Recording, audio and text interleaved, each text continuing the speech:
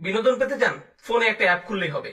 কিছু কিনতে চান, জাস্ট অ্যামাজন থেকে অর্ডার করুন, এটা আপনার ঘরে পৌঁছে যাবে। সবকিছু কষ্ট ছাড়া পাওয়া যায় এবং সবকিছু সাথে সাথেই পাওয়া যায়। আপনি কিছু চাইছেন, আপনাকে তার কাছে যেতে হবে না, সেটাই আপনার কাছে আসবে। সবকিছু দ্রুত হয়। আমাদের এখন আপ্যায়িত হওয়ার অভ্যাস হয়ে গিয়েছে। আপনার একটা অর্ডার যদি 2 থেকে 3 দিনের জন্য দেরি হয়, তবে আপনি তাকে 1 স্টার বা থামস ডাউন, খারাপ রেটিং দিচ্ছেন। আমরা এতে অভ্যস্ত হয়ে গেছি।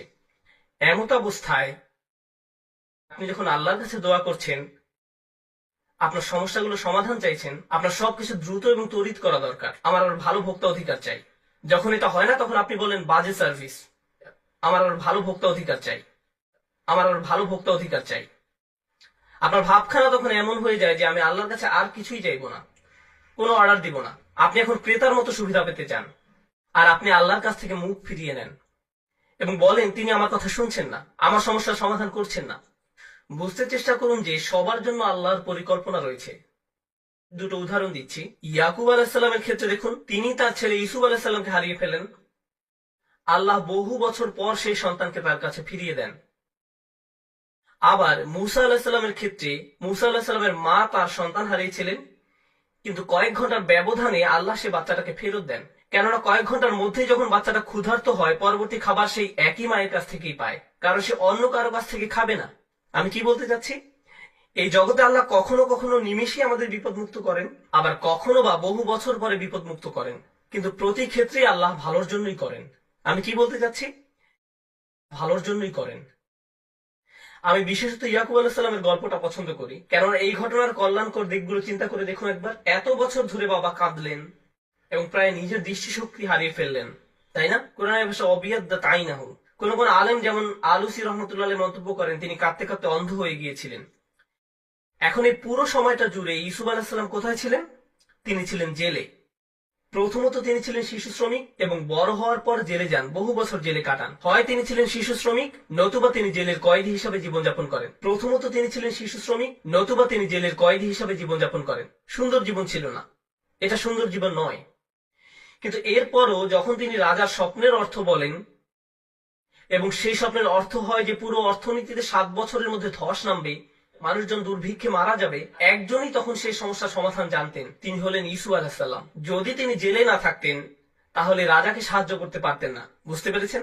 যদি ইউসুফ আলাহিসাল্লাম পুরোটা সময় নিজের বাবার সাথে কাটাতেন, তাহলে এমন ঘটনা ঘটতো না। তাই এখন যেহেতু তিনি সেখানে রয়েছেন এবং স্বপ্নের ব্যাখ্যা দেন এবং বলেন আমিই পারবো সমস্যার সমাধান করতে, আমাকে সম্পদ রক্ষার দায়িত্ব দিন, আমিই পারবো সমস্যার সমাধান করতে, আমাকে সম্পদ রক্ষার দায়িত্ব দিন, এবং তিনি যখন এই কাজগুলো সম্পাদন করেন, তখন কি হলো? লাখ লাখ বাবা মাকে আর কাঁদতে হয়নি, কারণ তাদের সন্তান ক্ষুধার যন্ত্রণায় মৃত্যুবরণ করেনি। একজন বাবা তার সন্তানের জন্য বহু বছর কাঁদলেন, কিন্তু তার একার কান্নায় আল্লাহ হাজার হাজার পরিবারকে কান্না থেকে বাঁচিয়ে দেন। কারণ তিনি যদি অর্থনীতি এবং ফসল না বাঁচাতেন, পুরো দেশটাতে খরা হতো, মানুষ দুর্ভিক্ষে মারা যেত এবং যুদ্ধ সহ বিভিন্ন সমস্যার সূত্রপাত হতো। কখনো কখনো আপনি যে সমস্যার মধ্য দিয়ে যান, সেটা শুধু আপনার নিজের জন্যই কল্যাণকর নয়, সেটা অনেকের জন্য সাদকায়ে জারিয়া পরিণত হতে পারে। আপনি সেটা জানেন না। কিন্তু আপনার ইমানের অবস্থা যদি নড়বড়ে হয়, আল্লাহর উপর আপনার এমন বিশ্বাস থাকবে না। আর তাই এই নড়বড়ে ইমানের কারণে আপনি আল্লাহর দিক থেকে মুখ ফিরিয়ে নেবেন। তারপর আল্লাহ বলেন খসিরাত দুনিয়া ওয়াল আখিরাহ।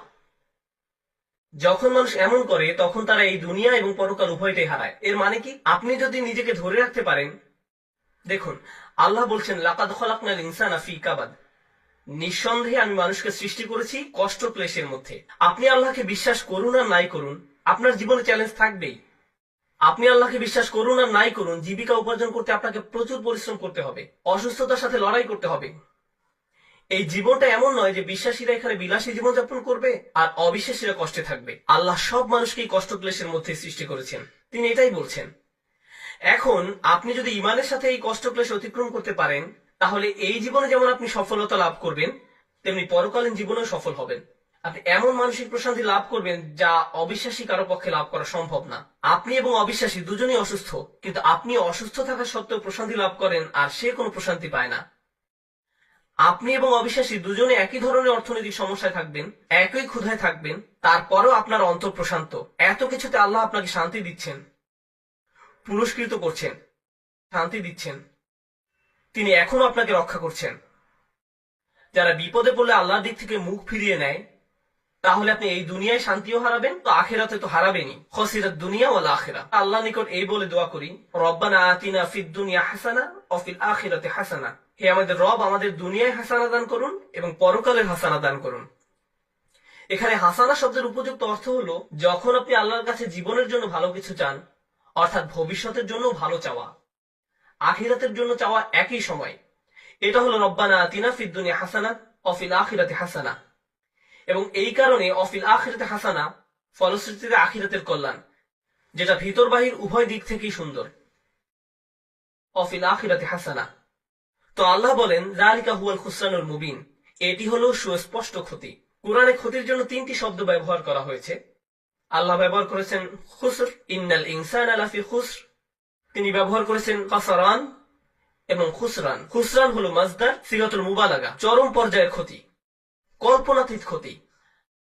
আল্লাহ তাআলা যত ক্ষতির কথা বলেন তার মধ্যে সবচেয়ে খারাপ হলো এটা। এমন একজন যে সত্যিকারের ইমানদার ছিল, যখন সময় খারাপ হয়ে পড়ে তখন ইমান হারিয়ে ফেলে, যার ফলে সে এই জীবন এবং পরকাল উভয়টাই হারায়। তার কিন্তু সব ছিল, আল্লাহ তার জন্য সব সাজিয়ে রেখেছিলেন, তার জন্য সব সাজিয়ে রাখা হয়েছিল। সুতরাং আমি এই কথা বলে শেষ করছি। আল্লাহ আযজা ওয়া জাল্লা বর্ণনা করেন, আল্লাযীনা ইয়ারিসুনাল ফিরদাউস, তারা ফিরদাউসের উত্তরাধিকার লাভ করবে। অবাক করা শব্দ। আল্লাহ অনেক জায়গায় বলেন তারা জান্নাতে প্রবেশ করবে, কিন্তু সূরাতুল মুমিনে আল্লাহ বলেন তারা জান্নাতের উত্তরাধিকার লাভ করবে। আপনারা জানেন উত্তরাধিকার হলো তা যা আপনি আপনার পূর্বপুরুষের কাছ থেকে পেয়ে থাকেন। আপনার পরিবারই তার মালিক ছিল। রাসূল সাল্লাল্লাহু আলাইহি ওয়াসাল্লাম আসলে এটাকে এভাবে বর্ণনা করেছেন। এর 2টি ব্যাখ্যা রয়েছে। জান্নাত আমাদের পিতা আদম আলাইহিস সালামকে দেয়া হয়েছিল, তাই আমরা এর জন্য ইতিমধ্যে যোগ্যতা সম্পন্ন, ইতিমধ্যেই। সুতরাং আমরা মিরাস হিসাবে সেখানে দাখিল হব, আমরা উত্তরাধিকার সূত্রে এটা লাভ করব। কিন্তু আরেকটি সুন্দর হাদিস আমি পেয়েছি যখন আমি এটা নিয়ে অধ্যয়ন করছিলাম, ফিরদাউস নিয়ে পড়ছিলাম। রাসূল সাল্লাল্লাহু আলাইহি ওয়াসাল্লামের এক বিস্ময়কর হাদিস। রাসূল সাল্লাল্লাহু আলাইহি ওয়াসাল্লাম বলেন, আল্লাহ জান্নাতুল ফিরদাউসের সকল মানুষের জন্য ঘর তৈরি করে রেখেছেন। আল্লাহ জান্নাতুল ফিরদাউসের সকল মানুষের জন্য ঘর তৈরি করে রেখেছেন, সকল মানুষের জন্য, শুধুমাত্র বিশ্বাসীদের জন্য না। কিন্তু কিছু মানুষ ওখানে যেতে চায় না। বিশ্বাসীরা যখন যাবে তখন তারা অনেক খালি ঘর দেখতে পাবে, সুতরাং তারা সেই ঘরগুলো উত্তরাধিকার সূত্রে পাবে। আল্লাহ আমাদেরকে তাদের অন্তর্ভুক্ত করুন যারা উত্তরাধিকার সূত্রে জান্নাতের ঘর পাবে, তাদের নয় যাদের ঘর খালি থাকবে। যে ঘর আল্লাহ আমাদের জন্য বানিয়েছেন সেগুলো এখনই সেখানে আছে। আপনার প্রতি আল্লাহর প্রত্যাশা রয়েছে যে আপনি সর্বশ্রেষ্ঠ জান্নাতে প্রবেশ করতে পারবেন, সুতরাং এটা নষ্ট করবেন না। দুর্বল ঈমান নিয়ে থাকবেন না, আল্লাহর প্রতি নিজের বিশ্বাস হারাবেন না। জীবনের কঠিন সময়গুলোকে এভাবে দেখুন। আল্লাহ দেখতে চান আপনি সেই ঘরগুলোর জন্য কতটুকু মূল্য দিতে চান। আল্লাহ আমাদের কঠিন সময়গুলো তার সহায়তায় পার করার তৌফিক দিন, এবং যাতে আমরা কখনোই কোনো পরিস্থিতিতেই তার উপর থেকে বিশ্বাস না হারাই।